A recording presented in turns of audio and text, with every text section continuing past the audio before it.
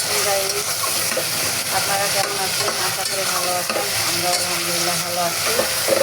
তো আমি মুরগি রান্না করছি, দেশি মুরগি। তো ভালোভাবে কষে নিচ্ছি সব মশলা দিয়ে, মুরগির মশলাগুলো দিয়ে, আর সঙ্গে টক দই দিয়ে দিয়েছি। মুরগিতে টক দই দিলে মুরগিটা একটু খেতে ভালো লাগে।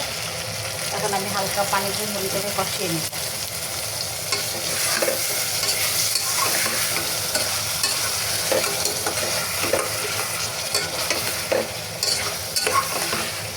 মুরগিটাকে আমি যদি একটু কষাই নিই ভালোভাবে, তাহলে খেতে বেশি মজা হয়। এই জন্য মুরগিটাকে ভালোভাবে কষিয়ে নিচ্ছি। আর এদিকে আমি একটা আলু নিয়েছি। এটা হচ্ছে, আপনারা চিনেন কিনা আমি জানি না, এটাকে জাম আলু বলে। এটা আমাদের এখানে হয় না, অন্য জেলাতে হয়।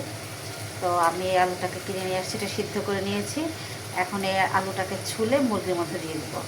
এই আলুটা ভর্তা খেতে ভালো লাগে, আর মাংস দিলেও মজা লাগে। তো গাইজ, আমি জাম আলুটা দিয়ে দিয়েছি এর ভেতর, দেখেন। আর এখন আমি ঝোলের পানি দিয়ে দিয়েছি, আর উপরে দিয়ে দিলাম কয়েকটা চিড়ে নিয়ে কাঁচামরিচ। তো এখন আমি এই মাংসটা গায়ে গায়ে ঝোল করব।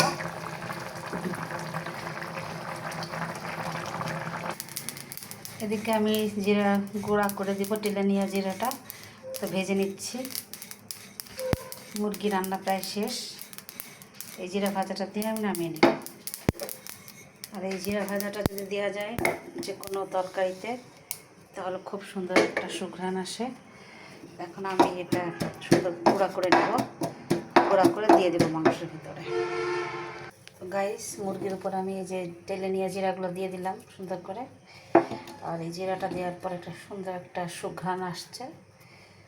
এটা মিশিয়ে দেব। মুরগি রান্না শেষ, একটু ঝোল রাখলাম।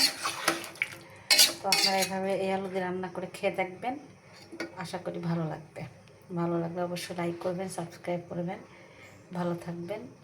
আল্লাহ হাফেজ।